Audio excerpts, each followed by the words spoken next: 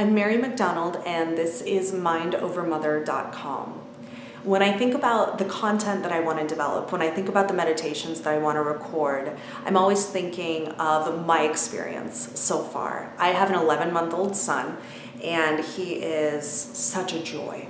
I went through 2.5 years of infertility, and we actually had to do IVF with ICSI to conceive my son. And God, I'm just grateful every day for a happy ending to that story, because infertility is so emotionally devastating. It is uncertainty and fear and feelings of inadequacy. And so it keeps me so grounded every day that I get to look at my son and say, I wished for this for my entire life. And I hit this huge obstacle and we were able to make it out onto the other side, and I am just so happy. And one of the things that I think about a lot, one of the things that I really want to address with the meditation work and the meditations that I release here is this idea of expectations. Because I feel like a lot of people have expectations, and then there's reality, the expectation, and this gap between the two often creates a lot of anxiety. It creates a lot of angst. It creates a lot of difficult feelings that a lot of people don't know what to do with. And so just thinking about my experience as a mom so far, and thinking about how I want to be better, not just for myself and my husband and the people I interact with, but for my son, so I can sort of model what kind of place mindfulness has in everybody's life for him. This idea of expectations really sticks out to me as something vital to talk about. And one of the things that I think is especially potentially frustrating and angsty is this idea of the expectations that we put on ourselves.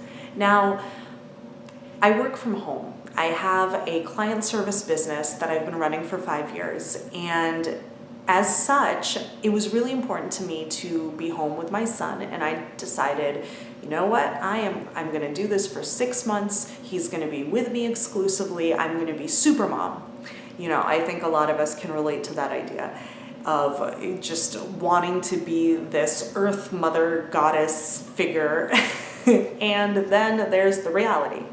And for me, the reality is some people are amazing at taking care of their children 24/7. They thrive in that environment. They're really, really, really good at it, and everybody comes out smiling at the end of the day. About 4 months into this standard that I set for myself, this expectation that I set for myself, I developed intense postpartum depression. And it came on very slowly, and I didn't notice slipping into it. But by about the 5th month, I had lost all my spark.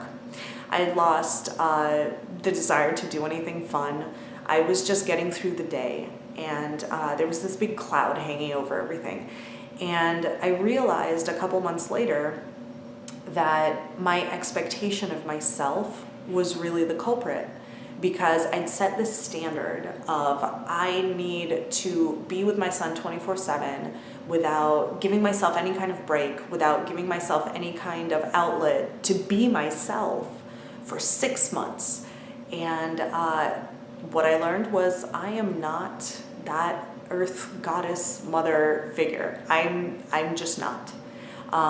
And the way for me to really get away from that expectation and to reclaim myself was to get a nice balance of childcare.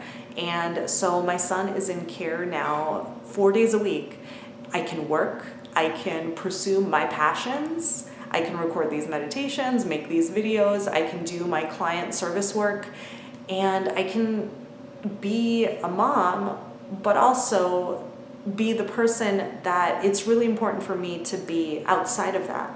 And I'm not putting this unfair expectation on myself.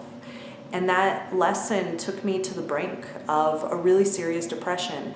And it took a lot of time and a lot of soul searching to be okay with the reality. I was up here in my head, and this is what was happening.